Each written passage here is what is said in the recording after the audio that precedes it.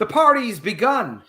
I am live. I'm Adam Post. I'm with Narwhal. Hey, Adam, how's it going? Hey, it's great to see you, Narwhal. Thanks for making some time so we could talk about your new project, 499. I'm always excited about whatever the heck you're doing. And you showed me the same courtesy. I always appreciate that too. Let's say hi to the lovely chat. Great to see you, Shadowhawk. Shadowhawk is good people. Shadowhawk is Comicsgate, left, right, and center. Great to see you. This is something you sent earlier. I'll be there, Adam. Love Narwhal, weird little fella. How tall? He's been hanging out in the chat for hours, or he probably popped in. Yeah, he was around at 7. He's great people. Shadowhawk is very cool. You'll definitely, if you keep an eye on chats, you'll definitely see Shadowhawk around. Great to see J Money. J Money gets a little nuts sometimes, and that's what we like him for. Justin J Money, great to see you. Hope you're going to enjoy what Narwhal has to whip out and show us today. Speaking of you being a little feller on height, are you short? I'm like 5'7". No, I'm 5'11", so I'm not short. No, you're not short. You're almost 6 feet tall. Yeah, I wish I was 6 feet. My brother's 6'2", 245. I saw him over the holidays. He's huge. He's like a linebacker, and he's a younger brother. I used to beat him up, and now he beats me up. Damn it. You know what you could do is stab him. Yeah, that's what I need. I need to fight dirty. That's what he used to do. Yeah, we're switching. He used to grab brooms and bats and chase me with those. Yeah, you just got to improvise. Improvise. Just, try not to kill him.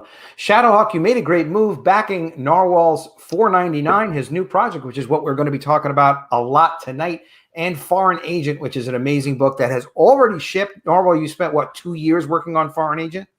Yeah, maybe even 3. Earthbound and Foreign Agent, I was working on them at the same time, and those are kind of my first 2 books. And they're like a double feature almost of like early Narwhal. Very cool, very cool. It's so great. That's the one thing with Comicsgate, like happened for me too with College of the Dead and now the Mermaids. It's just stuff that I've been working on for years, and without being able to connect with people, without being able to promote the books and let people know they exist, it is hard to get them out. That's why Comicsgate is such like a sort of miraculous thing to be able to publish our books and get to know people and and collaborate and do cool stuff like the cover that Narwhal did for me. Woo, baby! For College of the Dead. It's beautiful. Yeah. You like how it came out, by the way? I did. Thanks you sent me like 5 copies or so. That was really generous and nice of you. Thanks. I'm glad to be repping them and have some of those collector's items. Hold on to them, brother, because I think I only printed like 150 of those. Yeah, and I read it too, and it was great, by the way. Oh, thanks. Thanks. Yeah, I mean, actually, I didn't write it. I oversaw it and created College of the Dead with Stefan Petruka, the writer. But I'm starting to get more and more into writing. I know you do writing streams sometimes, right? Yeah, but I need to organize it better, because what I've been doing is I've been brainstorming live with co-writers, and it's like eventually, like if like in 10 years, if I'm like more famous, I feel like that's like litigation trouble. Someone in chat could like type something first and then sue me for stealing their idea or something. It is litigation trouble. Just take, ideally take the streams down, but also I thought you were going to say it may just not be entertaining. Actually, I've seen that you do it. I just haven't watched it, partly because I tend not to watch things that I have to pay a lot of attention to comprehend. Yeah, it is not. It's intense, right? Yeah, it's very specific. People will enjoy it, and I'll try. I might wind it back. I would like to see it. I didn't even mean it that way, that it wouldn't be fun to watch or interesting to watch. It's just sort of like, I feel like you have to drop everything and really like pay attention and be in the game, because we're supposed to, like, I assume like sometimes the chat throws out ideas even. Yeah, and I want to encourage that. It's just like down the line, I could see that being trouble. You know what? Maybe as an experiment, Narwhal. Maybe it's like, all right, look, we're going to do a story about a secret agent, who's constantly fighting with his mother, but why is that such a big deal? How does that possibly work in the story, or whatever it is? And then maybe just have some fun with it rather than actually use it for content development. Yeah, like just the act of brainstorming, when it's all for fun, it's not going to be used. But then if you come up with gold, you'll be like, what? No, like, write it down and keep it quiet and remove the stream. Yeah. Well, the This is something, honestly, Adam Friended has been so generous to me, and I almost feel like I mention it too much because I don't want people like maybe bugging him, but whoever connects. But Adam Friended is he had a screenwriting workshop that he was managing, and they used to work on log lines and all these story ideas. And he's been like, well, Adam Post, where's your 6-figure book? Come on, where's your 6-figure book? You should be doing six. I'm like, well, I got to do the Mermaids first. I'm continuing College of the Dead, and College of the Dead is a great series, but it's not necessarily like, that big iconic single title and stuff. So, he's like, well, what other ideas do you have? He's just very helpful to me. And he's been kind of pushing me and pointing me in the direction of books to read on screenwriting and things like that. Because with me, like, I am good at the high concept, I feel like, but I don't know some of the things about writing that are very important to know if you really want to have a fully fleshed out concept. Why does your character do what they're doing? Who is their nemesis? And what's really preventing them from doing it? And then are you doing a like a television type of thing where your character doesn't really change, or are you doing like a film type of thing where the character does change? They do learn something in the course of the story. Yeah. And then, like, what's the character's wound and all that jazz? I mean, we could talk about that. I want to talk about 499, and I want to talk to you too. But I do find it fascinating, and it's definitely thrown me off on what some of the things I'm working on because I'm doing College of the Dead 3. But I'm definitely going to be writing, or at least like a more fully fleshed out, formed concept that when I give you my pitch, you'll be like, all right, that's really cool. I want to see what that is. Yeah, that sounds cool. And that's good that you're exploring that. And it's fun and easy. And there's like the learning curve is steep, which is good. It means you'll get better really fast. So you can get to a point just reading a couple books or whatever, and you'll be pretty close. I saw the movie Bloodshot by Valiant, and I didn't like it, and I actually knew why I didn't like it. Yeah. Which is like, all right, now we're getting somewhere. And conversely, I don't know if you ever saw Crazy Stupid Love with Steve Carell. Yeah. It's a comedy. Oh my God, it's so well designed. Oh yeah. Sorry, go ahead. Oh, I need to rewatch it. I don't remember it. Oh, my brother. Like, here's why, just from a writing thing, is it's fascinating because it's basically dealing with romantic love relationships. And it deals with like 5 different type of relationships, meaning like infatuation, where a 12-year-old boy is in love with his 18-year-old babysitter. And then it deals with a babysitter who's like 17 years old, who's in love with a divorced dad who's like 50 or 45 or something like that. And, you've got that kind of love. And then you got the divorced dad who's split up with the wife, and that's like kind of bored old love. And then you also have the love where it's like the divorced dad's daughter. It's a young love where she's like 22 and just starting her life, and she falls in love with some guy who could be trouble, but he's kind of like turned a page. So it's like that young love. So you've got all 4 or 5 of like those variations of the theme represented beautifully well, where all the characters learn something from their experience. And it's also integrated with all of the characters. So the young boy is the son of the divorced father, and the young boy is also in love with the babysitter. The babysitter is in love with the divorced father. And then it turns out that the divorced father's daughter is in love with this guy who was the guy who taught the divorced father kind of like how to get his game back, and like learn updated dating, and like where his marriage probably went wrong with him not like kind of getting updated and being cool and being interesting. So, so the way that they looked at all of the same theme, variations on the theme, evolution of the characters, and then sewed all the characters together organically.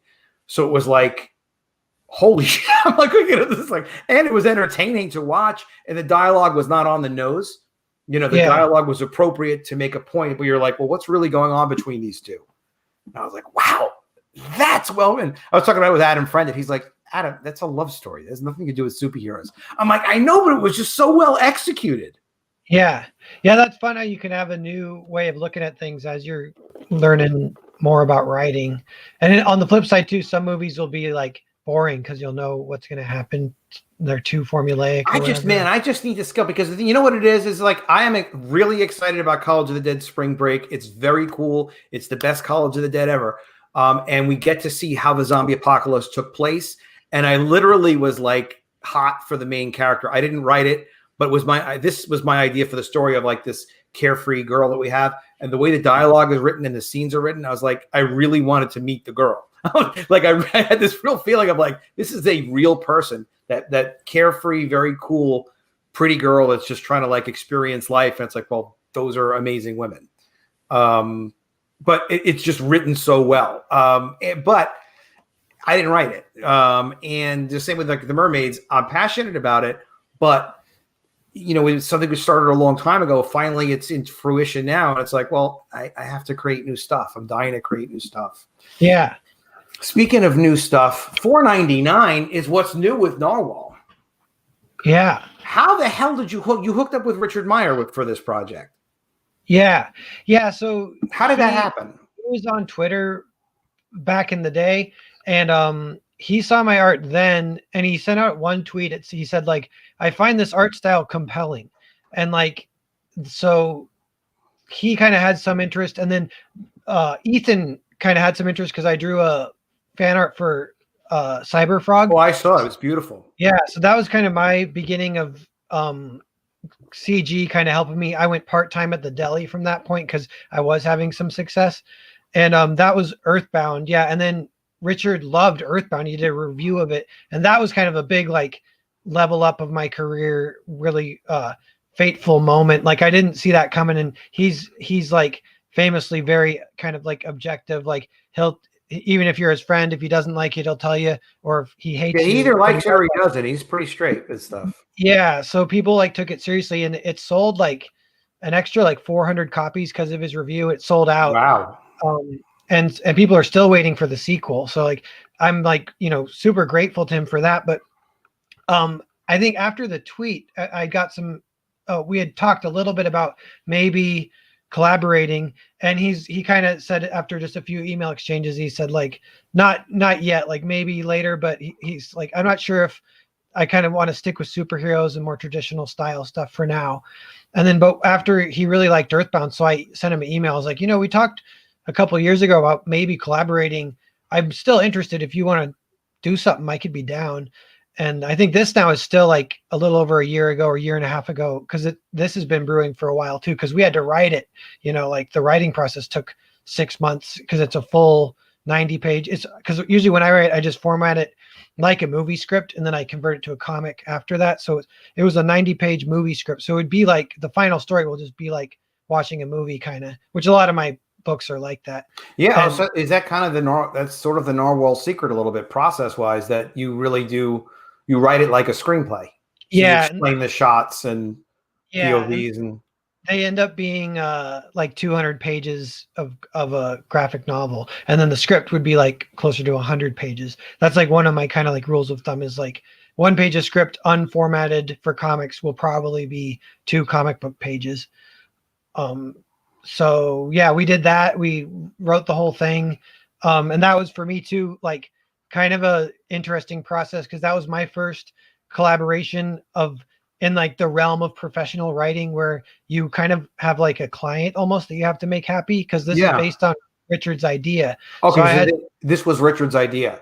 Yeah, he pitched it, I guess, on his channel. I never saw the original video, but it was just an idea. Like, do you remember he's talked about like Ghost Gun, and he has all these old weird ideas that he'll just mention once in a while. Yeah. And one of them was 499. So his idea was like kind of like an act of defiance in this town that's really under the thumb of like the adults being really strict, basically. But it's in a military society where all the physical education kind of stuff is really strict, and you have really high standards, and kids have to do 500 push-ups to even graduate high school is kind of like the idea. And it's like, what if one kid spray painted on the town water tower? This is Richard's original idea. He spray paints like, sometimes I just feel like doing 499 push-ups and calling it a day, which I think that quote is there at the bottom. And that, of course, like gets the town to like, you know, it's basically like Footloose, but military version. So that was like his kind of pitch. And then, so I was sitting with it for a few days because I wasn't sure if I could deliver something that he would like and I would like, and if it could be like a full movie idea, because that's kind of what I what gets me really excited about an idea. And I was walking one day and I had the kind of spin on it that got me excited about it. So I pitched that to him and I was like, what it should be is a revenge checklist subgenre. So like a revenge checklist movie, there's like tons of them. Like, I don't know, do you remember like Nevada Smith even? That's an old Western, but The Wraith is like that, or the most famous one, but it's kind of flipped, is Nightmare on Elm Street. That's Freddy. Oh yeah, He's yeah. going down a list. He's like getting revenge. And Oh he's got, yeah. Wow, what a great example. Like everybody knows Freddy. So yeah, Freddy's really is the protagonist in that. kind of, you could definitely frame it that way. But so the idea being, yeah, like if it's a revenge checklist, they're going down the list getting revenge. So with these kind of stories, the backstory is always really important. It's kind of like similar to like Japanese ghost stories. Like there'll be a curse and the backstory is like where all the investigation happens to figure out why the curse is there and if you can settle it to lift the curse. Like The Ring is like that. So with revenge checklist, it's like, all right, what did these people that are getting targeted, what did they do? And why are they getting targeted? So there's like a lot of intrigue of what happened. And Do we find that out like immediately in the beginning? no, I think that this story, kind of my style in general, I do like intrigue. If people who read Foreign Agent has tons of intrigue. I think Earthbound might too.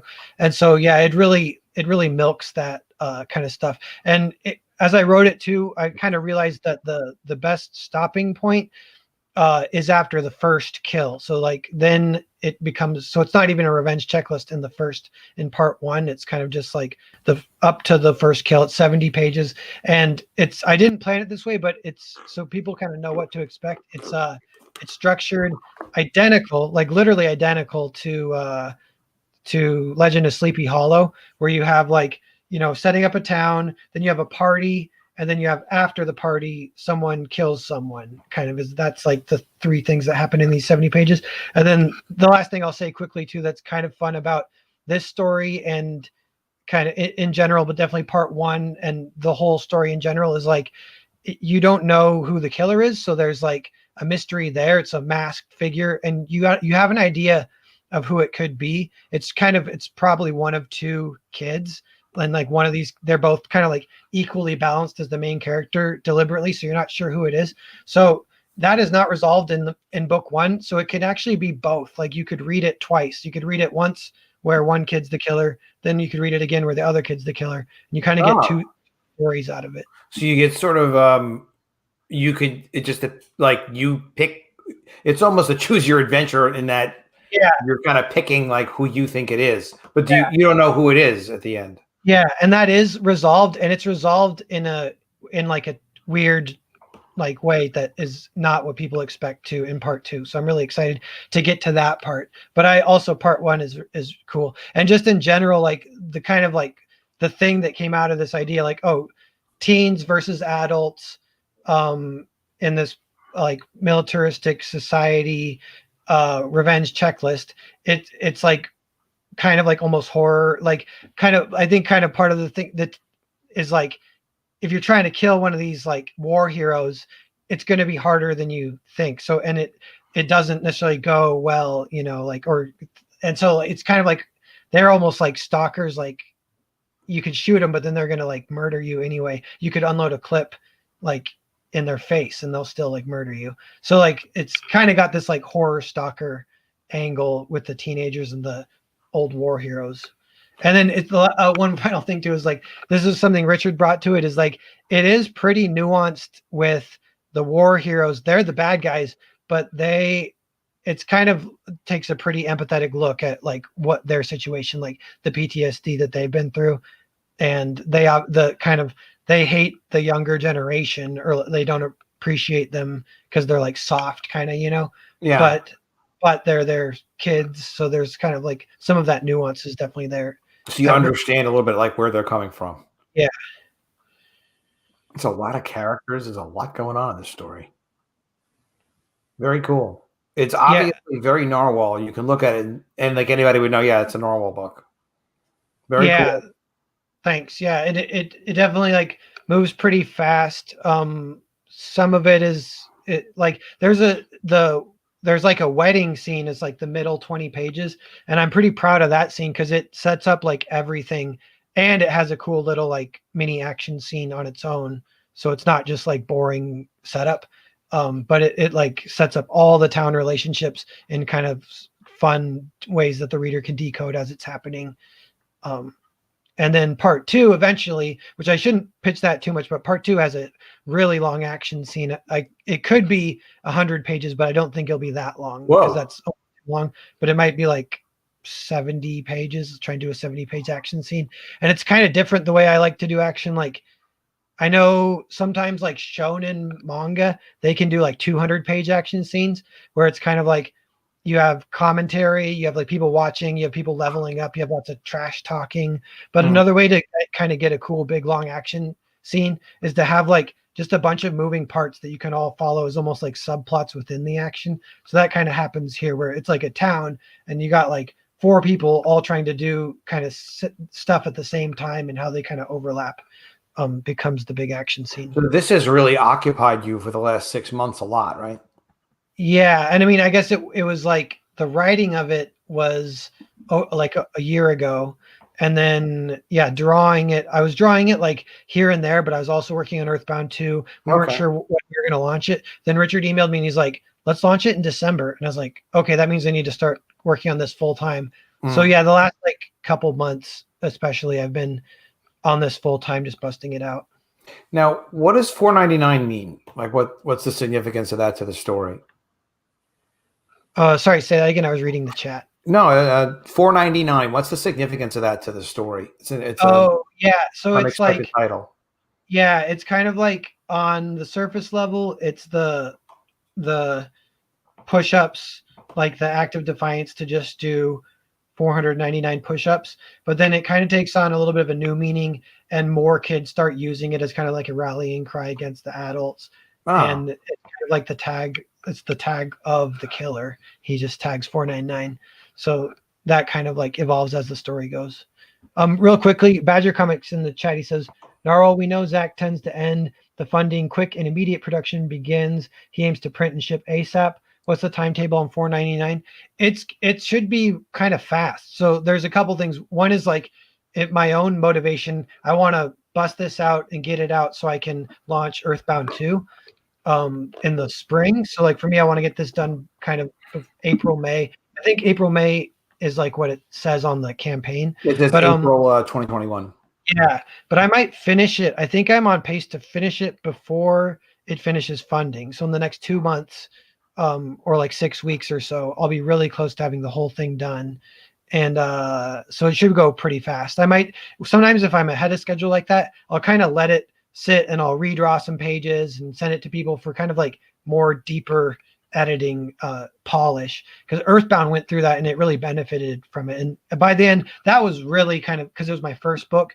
So I think I might have redrawn almost like 10% of the pages of Earthbound, which is like almost 20 pages or something. Oh, well, that's a lot of pages. Yeah, like so a lot got redrawn, but the polish is really valuable. And these days I kind of know what I'm doing as I'm going a little bit better, but I still like that option of maybe like, trying to spice it up just a little bit. Hey, Splintering. What's up, Splintering? How's it going, man? Good to see you guys. Great to see Pastor Dan. Great to see a lot of you guys in the chat. I'm just very intensely talking to Narwhal here. So now the setting of this is interesting in that it's a fantasy setting. So what the hell? What is the setting? Where is this story taking place? Yeah, so that's a good question too. And this is something that came up with the collaboration with Richard. Is originally I had written like full on fantasy style where I had like it's like post. The idea is kind of like there was a World War III that happened where we fought Russia, and now we're kind of like a couple generations past that, and then we're having like the children of the war heroes are kind of like soft, and there's tension between the generations.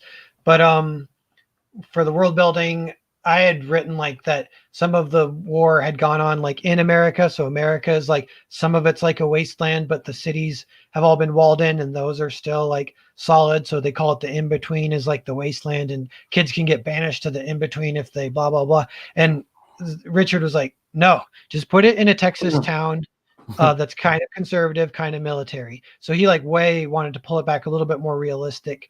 And that was a great like genius contribution by him, and it really opened up the story. It frees it up more, honestly, to have it be kind of in a lot of ways more simple. Like a lot of it is like kids sneaking around and like, you know, they steal their parents' pickup truck to blah blah blah go.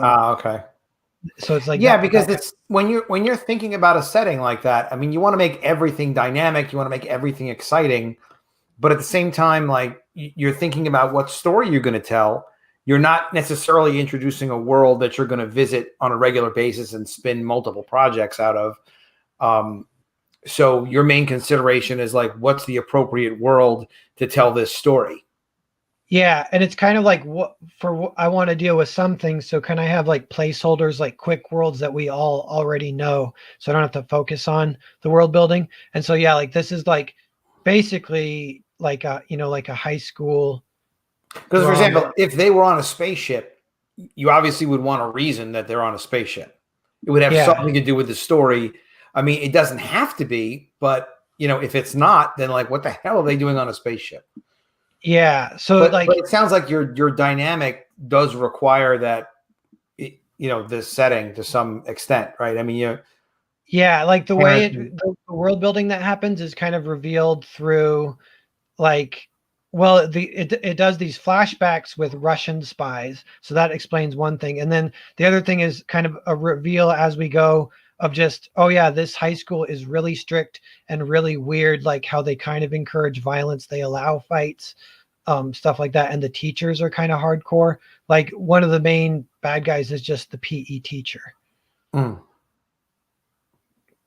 Interesting. Sometimes I just feel like doing $4.99 is spray painted on the scoreboard of the football field. Yeah, it's as usual. People are buying themselves a movie ticket. So are you and Richard going to make movies soon? What's the plan? Yeah, I don't know. Like, I eventually might want to dabble in animation, but my timeline is like that might be in like 10 years. I want to do like 10 graphic novels that are like movies, kind of, and those would be like the Narwhal joints. And then this is just like a loose guess, but however long that takes me, then I kind of want to try and dabble in animation eventually. And I've been drawing some animation for all the videos. Like I did a little bit for Foreign Agent and I did a little bit for 499, like 30 seconds. Yeah. And it's fun. I'm learning as I'm going. And I do want to branch into that. And yeah, let's show people the video, guys. It's a great little 30-second video.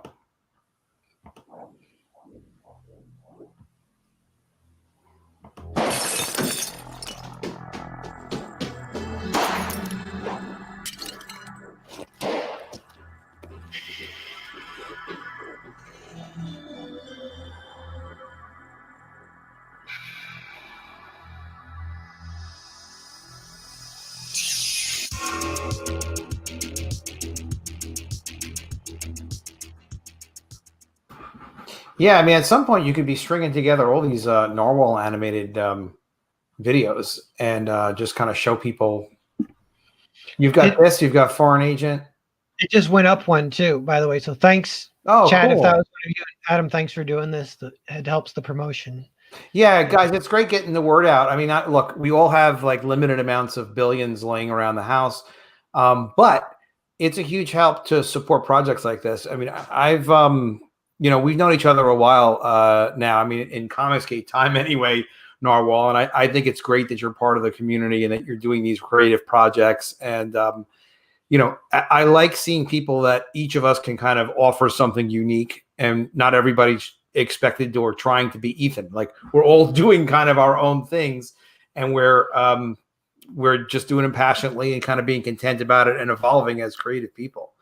But what the chat can do, first of all, if you haven't subscribed to the channel, please do subscribe to the channel. Click the bell for notifications. Yo, it's Tungsten. Yo. EXE up in the house. Adam, how many subs is your channel up to? I think I've got 1450 or so. Oh, nice. That's awesome. Yeah, we're hustling. We're making some more subs happen. Yeah, you and me got to stream together more, Narwhal. We got to have some more fun and excitement. But yeah, thanks for everybody for subscribing to the channel. Click the bell for notifications. And also make sure you share this campaign too. The link is in the description. Let people know about it. Let's make sure we talk about the tiers too, Narwhal, so people know what they're backing. Yeah, and also the splintering says it's like Earthbound but with commies.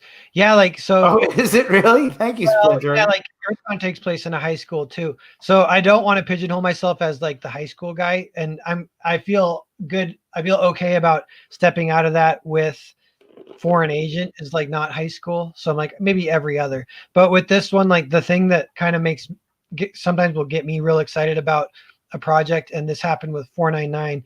It is kind of when it's like a little bit more like a movie, like it's pretty grounded in reality. Like you could shoot it as a movie, and for some reason that kind of excites me, and that does force you as a writer to rely on things like suspense and intrigue rather than like badass dragons punch each other. That's just good writing. You know, I mean, as I'm starting to learn, like the ticking clocks and the suspense, and especially thinking about stakes. Yeah. You know, I mean, what is at risk for these characters? What does your main protagonist want to do? Why do they want to do it? Who's preventing them from doing it? And as you go through those disciplines, it's amazing how the story starts to kind of not write itself, but at least those constraints require you to think about like, all right, why are we doing what we're doing? I saw this one guy do a 30-minute analysis of the pilot of Breaking Bad, which I love Breaking Bad, but oh my God, just great explaining like, this is why you love this so much. This is why it's so well done. And this is why it's so, just being able to express the theme in the characters and show the different aspects of change and the challenges and all that, but very organically through the characters and getting you caring about the characters. The more of these books, the better that we do, the better they're going to get too. Yeah.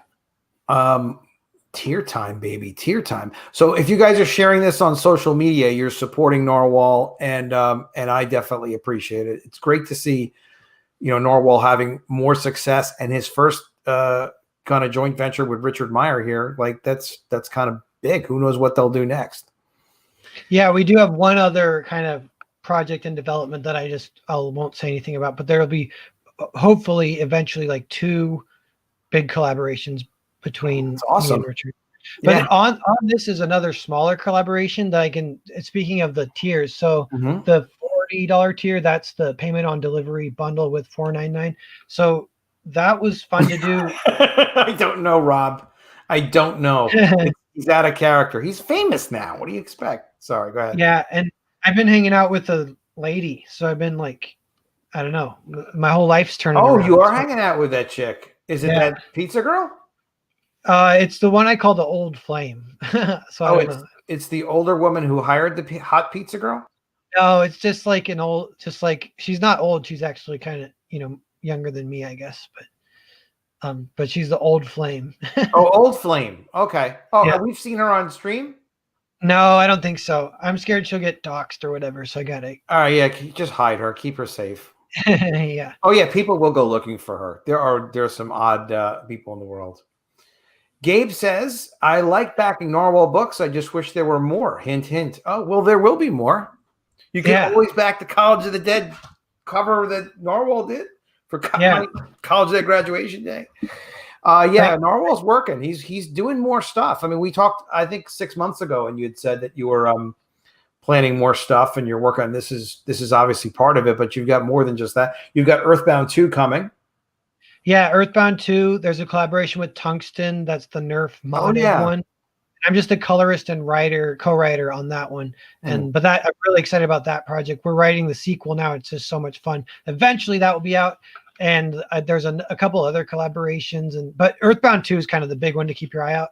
And I guess one other big one is Nosferatu, because the centennial for that silent film is 2022. So I have the book done. It's just a 60-page adaptation of the silent film. It's kind of like it's a little bit experimental, artsy fartsy, but it's cool. I really am proud of it. That's a great idea. And so I'll release that next year too. Excellent. Very, very cool. Oh yeah, but so I was saying payment on delivery. So me and Richard were talking about like This what is we're the going to do. featured tier. $4.99 POD bundle. Got it. We're talking about like what we're going to do for the campaign, and he's like, we're kind of like, well, we could do a bonus book like zine style, kind of add that, have it be a short. I'm like, I have some we could do. He's like, I have another idea that you'd be good to work on. You'd be perfect for. And he kind of pitched it to me. And this was right with 499. It was kind of a loose pitch that I took and ran with it. But with this one, he sent me like very specific, almost like the outline. He'd kind of thought through everything. So it's pretty easy for me to adapt. And I felt inspired right away, just busted it out. And it's one of the funner things I've written because it's jumping all over the place of like, well, and that idea is, and it's Richard's concept. It's hilarious. It's like straight out of it's kind of funny, but it's kind of like a Twilight Zone kind of thing. But it's like if, like the Nazis had first contact with aliens and they were like alien Nazis and they made a deal. And then the Nazis go on and lose the war and everything, but then those aliens come back like 80 years later and they're like, all right, we're ready for you to pay your end of the deal now. And part of that deal is like, they're going to blow up the earth if Nazis lose the war. So we, as the world right now, we have to pretend that the Nazis won and try and trick these aliens into it. And so that's kind of like the goofy plot, but it's like all like people like running around hallways trying to find the old, it's called the Treaty of Stumpfelheim. There's like, they're trying to find what it was. They find an old Nazi who's like in South America and he's like almost dead, but he might know what it was. So they're going there. It's like everyone's just running around all chaotic, you know? And it's so fun to do that as a comic where it's like cutting around multiple locations on just one page, just like so much kind of like chaos. That is crazy. I love it. Yeah, it's really fun, that one. It turned out great. Me and Richard are both really happy with it. And so, yeah, that people can buy that too. And that's just a collaboration between he and I. How many pages is POD? It's just 20. It's like a 20-page one-shot short story Twilight Zone kind of thing. Okay. And $4.99 is a 72-page color graphic novel. Yeah. Very cool. All right. That's the featured tier of $4.09 and POD. Yep. It is funny how quickly these projects become like bigger and bigger, right? It's like, all right, we'll just do this extra 20-page book. And like it makes fulfillment more complicated, but I'm handling fulfillment, which is kind of interesting. Oh, really? You're doing fulfillment on this. Yeah, so keep that in mind, and I think that's kind of a good thing because Richard's swamped right now, and he's actually one or two campaigns are a little late.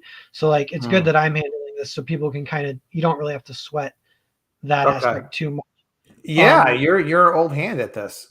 Yeah, and so the other thing is there's 2 add-ons available. There's one of Richard's books called Impossible Stars, and one of my books called Foreign Agent. So people can get that too. You can get all 4 books for like $100.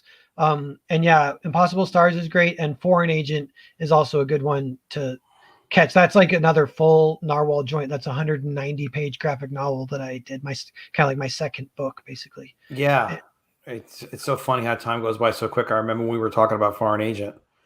Yeah. All right, so you've got $4.99 just by itself, $25. That's the other tier, and then you got the 4-pack. Yep. So it's very simple, but yeah, there's a lot to fulfill. There was a first day zine. There's if we get to 90,000, that's a big stretch goal. Kind of, we're doing little fun stretch goals up till then. Like at 50,000, it's stamps, like Narwhal stamps that I've given those out on every campaign I've done so far. You've done stamps already? Yeah. Or I say stickers. Like, okay. Yeah, because I'm waiting for one of us to do stamps, like collectible stamps, like because we could do that. Yeah, that would be cool. But yeah, 90,000 will be another zine, it's like another booklet, and that will be good fun for people if we hit that. And I think that's a realistic goal. Like if we hit that, I'll be really happy, and that'll be nice for a collaboration with your boy and me to hit 90,000. Well, honestly, if we hit 90,000, I'm like, come on, let's get 6 figures for the first. Yeah. But yeah, well, that's the way to do it. You get started and you just kind of do more. Well, Narwhal, it's very cool. Is there anything else you want to go over on $4.99? Do you have any other shows booked where you're going to talk about the project yet?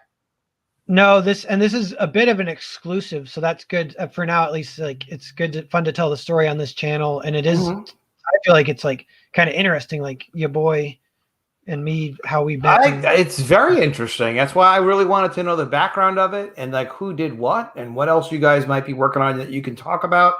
I think it's very cool to see the two of you guys get together. And you're doing it as partners. It looks like that's not something you have to talk about, in great detail. But he's launched it, you're fulfilling it, and you guys completely collaborated on it. And it's a unique as hell project. So, I mean, people have been waiting to see what the heck you were going to do next. And now they know. I was really surprised when you mentioned it. Yeah. I can't wait to kind of get it out there, and because I think it will be received well. If people like, my people who like my other stuff, they'll definitely like this. It's like everything is like specific to each his own, which is why here's what I've been working on, Narwhal. Oh, you read this? You read the Mermaids? Let me show you the Mermaids. Mermaid it up. I did this as a 30-day campaign, and then just put it right in demand. We got funded. We've done a little bit more money in demand. And for me, like I started on this project, I had been out of comics for at least 5 years at the time, and I wasn't going to get back into comics right away, but I have so many friends in comics, and I kept having dinner with a friend of mine in the city who's a comics editor, and he was like, "Oh, come on, you got to get back into comics, And he's like, "All right, I know freelancers. I'll get you in touch with some new people." And I just started getting into it and talk about the idea with him. And he actually started out editing it, and he put me together with the first writer that started on it after I had hired the character designer. And this was kind of an interesting process, Narwhal, because for me, like, I have really had my way. Like when I've wanted to produce stuff, I've had a lot of access to a lot of different creators, different writers, editors where I wanted them, and different artists that had different skills that could do different things. So the way I tackled, like, all right, well, I wanted to do a Game of Thrones world, but with mermaids, was, all right, let me find a good artist for a character designer. I'll give him some ideas, and then we'll see like what evolves. So I found this one artist, Jerry Gutrudia, who was doing fairies on Facebook, just fairy pinups. And the characters were like beautifully done, and they all looked really unique. And you could just see like there was thought and design going into each of them. So I reached out to him and saw if he would do some mermaid character designs. And he kind of came back with a few of these pieces in black and white, just these beautiful Mucha-esque Art Deco designs. And from that, like, I was so happy with what he did. I just gave him more concepts for characters of like, I wanted this one to have Psy, and I wanted this one to be kind of like part octopus and part human. And then this one to be an electric eel type mermaid. And that gave us some characters to start working with. So then I could kind of hire the writer and we could talk about story. And then just through the collaboration of working with the editor and then that first writer, and then Jerry as a designer, and then this new artist, David Lorenzo, who came on and did the sequential art, we just kind of started building, the whole world together. Although I will say, like, even now, we're finishing up a world building document to kind of pull together all the nodes. This was ridiculously ambitious to try to do this because there are so many characters. There's like 30 plus characters in this. And all these interactions and all this stuff going on. So I did the thing that I really like doing, the making of book. And it's relatively popular in terms of how many it sells versus like any of the other covers. It sells basically equivalent to any of the variant covers, and a 100-page black and white book where, like you, I thought that was interesting that you write in screenplay form, full script, and then, the rough layouts of each of the pages. So people get to really see like the making of process to me. This is what, to me, that's the fascinating part of comics, is like how they're made and how they're put together. I mean, that, and then just kind of being able to read a cool finished story, but the making of the making of part is just so cool. That might be something you guys think about being able to kind of share. Do you have anything with your 499 project currently where people get to see like some of the making of content? No, well, there'll be a few sketches, I think, but Okay. nothing too big. But I'll think more about that. And if not for 499, then like for Earthbound or something. Yeah, it's something to really think about, even as like this extra, DVD type of making of scenes of stuff, because it's educational too. People kind of get to see, well, how are you going from script to page? Knowing you as long as I have and talking about your projects as long as I have, I never even knew that you did like a full screenplay type script. And maybe if you're drawing for your own writing, are you still going to write a script first? Oh yeah, for me, I will always script it first. I'm pretty Wow. sure it's kind of hard not to, or like just the due diligence. But when I write for other people, I can't really just format it as a movie. I found like I do have to go in, make sure all the descriptions there and the page breaks. Not necessarily panel breaks, but at least page breaks and tons of description. And then it works. Because I haven't worked with artists that often. Usually I draw all my own stuff. So a lot Yeah. of it's in my, as long as I get the dialogue and the gist of the scene, then I can bring it to comics.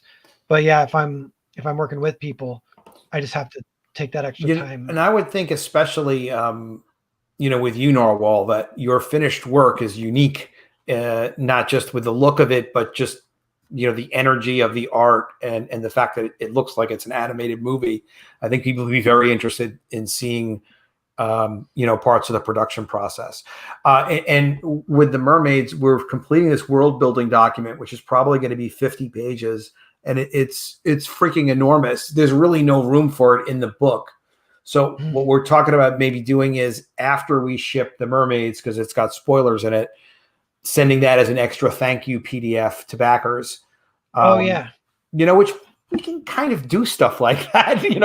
We've got your email address. We appreciate you. So there's no reason we can't do that. We can certainly send it to people. Yeah. Yeah. So the reason for the season really is Narwhal and 499, the first collaboration with Richard Meyer from Richard Meyer and Narwhal, a great new exciting project. I like that revenge plot, and the way you framed it with Freddy Krueger made me really comprehend it immediately. Like, there's people that need killing, and they're going to get killed. Yeah. Don't let that happen to you. Don't. What do you hope I'm listening? What am I supposed to be listening to? He said cards of those drawings. That's what he said. Oh, make cards of the drawings. They should be prints or cards or something. Yeah, we're going to do something. Maybe a coloring book, because a few people have asked me directly. But that's the thing. Like, I've never done coloring books. Well, actually, that's not true. I have done coloring books before. I forgot that I did, but it was years ago. Slinky coloring books, actually. I partnered with Slinky, and we did. We created some proprietary characters. I ought to call them again and we do something with that. We did. We took Slinkies and then created characters based on the Slinkies, because my take on that was like, it's like Lego. There's no reason you can't have proprietary characters based on an iconic brand. Like, they have Slinky Dog, so we didn't do dog, but we did Slinky Monsters. So we have our own, like, Frankenstein and a bunch of other characters. That's very Narwhalish. I should show you that stuff. We did Slinky Aliens. Actually, Joe Staten did the artwork. He did E-Man and I don't know, a couple of other. He's worked for Marvel and those guys, but that's a whole other long story. It's funny, Narwhal, because we've got more people watching now than we had before. We've got 40 people watching. Welcome. Thanks for being here. Yeah, it's great to have you. Great to have you. It's the Narwhal and Adam show, or Adwall, or I know we should stream a little bit more too, and you can help me. Stuff to talk about. Yeah, because I need to get like pulled into it sometimes, pressured. So I'll try and stream with you. You know what it is, man? It's just a matter of it being routine. And do you want to stream? You know what? You want to look at another campaign, another project, a CG guy that's like, he's new CG, but he's not new to comics. And his name is Andy Smith. He worked with Bart Sears, but he also worked on his own. He didn't just work with Bart Sears. Have you seen this project around Narwhal? Let's take a look. Guys, I'm having him on tomorrow night at 9, and then I'll see if Norwal wants to see if you want to stream tomorrow night too at 9. If you want to jump on, you're welcome, of course. Oh yeah. Yeah, just keep. It's just fun. I stream myself, and I like to do these things. Like sometimes I do them one-on-one or whatever, but it is more fun streaming with other people. All right, so this is First Man by Andy Smith. Andy is like a really serious, good artist. I know his work. So he did this book, and he's worked for Marvel and DC, Valiant, CrossGen. Ominous was Bart Sears' imprint. You know who Bart Sears is? Mm-mm. Bart Sears is a really, really dynamic artist. He worked for Valiant. He had his own comic company, but he's worked for all the big guys. But Andy Smith did too. And Andy seems like a hell of a cool guy. He was on a stream with us once on Ethan on that really short auction night. And we talked about this book, First Man. But we're going to have Andy on to kind of talk about this more tomorrow, 9 o'clock on this channel. Make sure you subscribe and click the bell for notifications, as I like to say. So yeah, this looks really cool. The art is really good. He's definitely a pro. He did this book, which is probably worth getting. It's in its 7th printing, called How to Draw Dynamic Comic Books or something like that. Yeah, and it's very cool. He's got a Bart Sears variant cover on this. So this is something, he's got this Marvel. Did you love, Marvel Universe, right? Where they get the stats on everybody? I love that stuff. Yeah, that's cool. I absolutely love that stuff. That's Andy himself. Looking pretty cool. Nice. Yeah, this looks great. Yeah, this is it's pro level stuff. It's going to be cool. I don't know how much of it's done. We can find out more tomorrow night and kind of tell us what his story is and what his idea for all this is. All right. And what other crazy stuff do you like to talk about, Narwhal? Anything? So you got back with that old flame?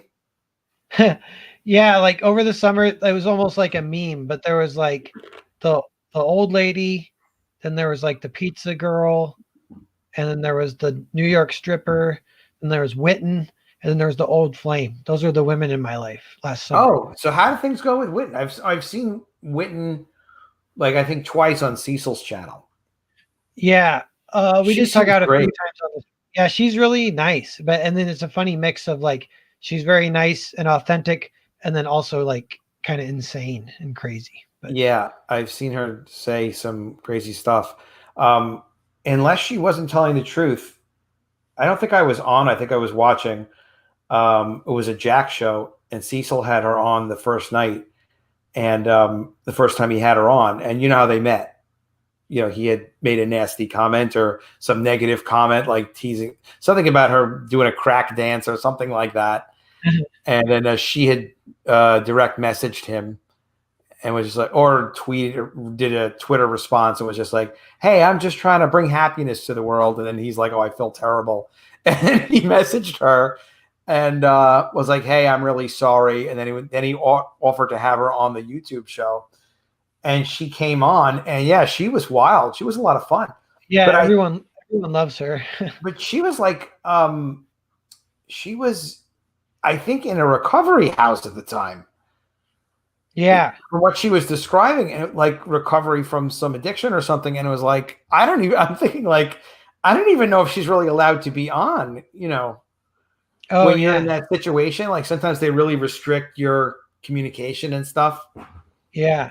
I'm like, I don't know, all the details of all of it, but I don't know. It just sort of seemed like it. But yeah, she seemed like a really sweet person. So where does she appear on the Jack show? Yeah, she's been on the Jack show a few times, and I guess one of the times was with me. Okay. Mm-hmm. Yeah, and she's in what is that? Why can't I think of him right now? The Comicsgate cartoon. I can't believe I can't think of it. Oh, now I know. I'm trying to think of it too. He's on Shane a lot of times too.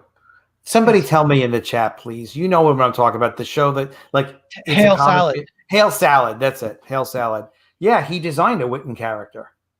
Oh, cool. Yeah, I need to watch the new episode. It launched a week ago, and I was busy and I missed it. I'm going to check that out. What a great activity for us right now, if I can find it. Yeah. I guess if you put Hail Salad in.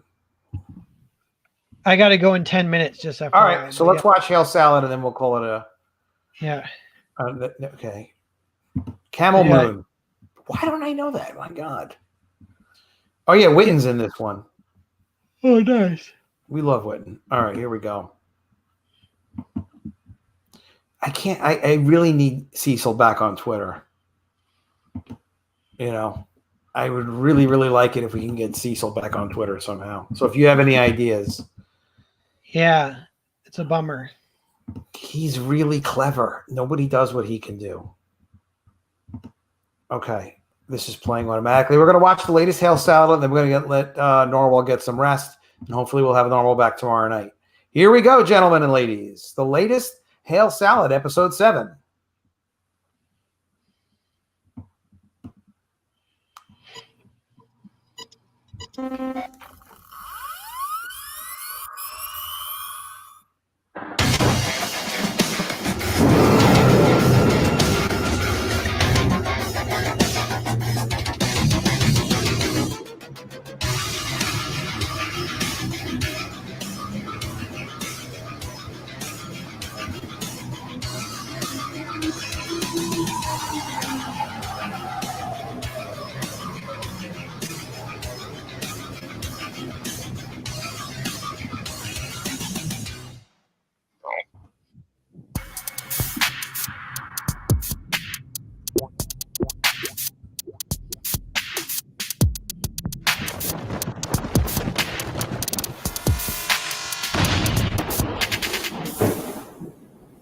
When are we going to talk about Pizzagate and get to the bottom of this? What's Pizzagate? I don't know.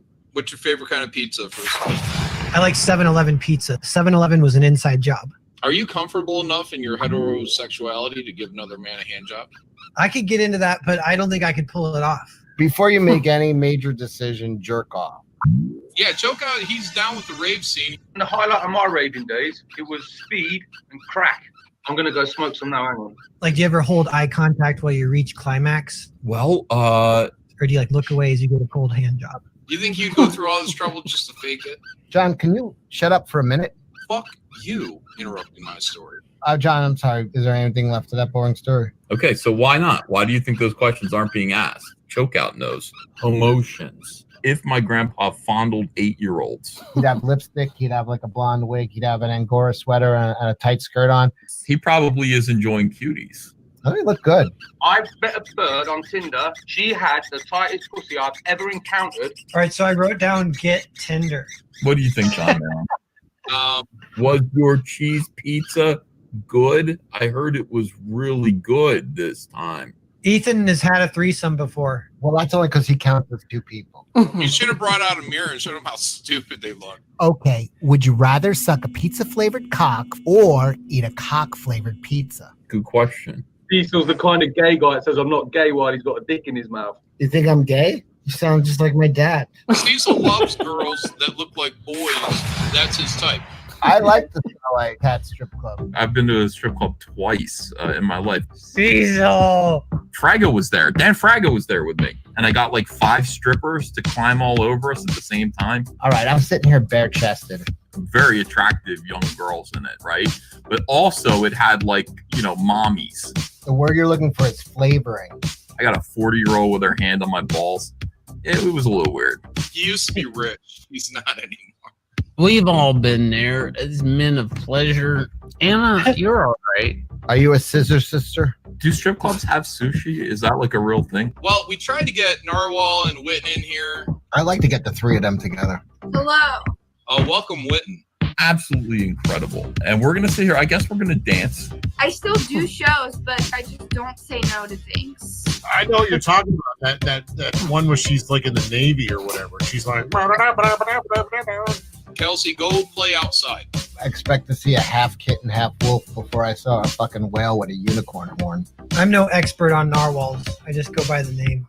What are we looking at here? It's got a hemorrhoid coming out of its butt. Get your money. Come on. Can you imagine if you woke up and your cat shot diarrhea that said BLM on your wall? For like violent retards. That's why they paint the wall.